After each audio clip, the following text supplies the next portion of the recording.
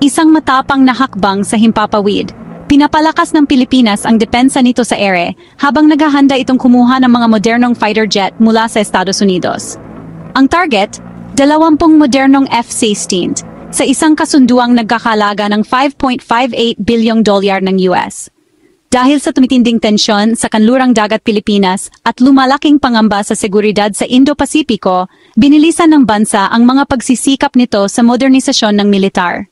Matagal nang umaasa ang hukbong himpapawid ng Pilipinas sa mga lumang fighter aircraft. Ang kasunduang ito ay maaring magpahiwatig ng isang malaking pagbabago.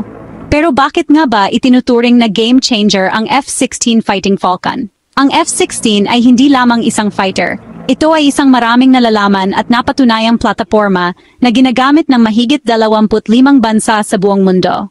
Sa mga totoong sitwasyon, naipakita nito ang kahusayan sa parehong air superiority at precision strike missions. Ito ay higit pa sa isang kasunduan sa armas, ito ay isang estratehikong pagkakahanay. Ang mga jet na ito ay lubos na magpapahusay sa kakayahan ng Pilipinas, na subaybayan at magpatrolya sa teritoryo nitong pandagat. Inaprubahan ng Estados Unidos ang potensyal na pagbebenta. Tinitingnan nito bilang isang paraan upang mapalakas ang katatagan ng rehiyon at kooperasyon sa seguridad.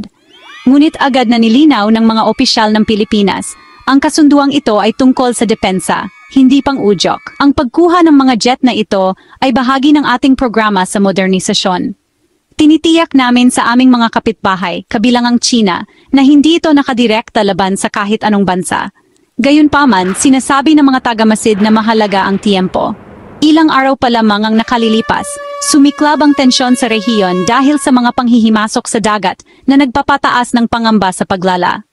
Ang susunod na hakbang, pag-apruba ng budget at pangangasiwa ng lehislatura. Kung maratipikahan, agad na magsisimula ang pagsasanay para sa mga piloto at ground crew na inaasahang ganap na may papalaganap sa mga darating na taon.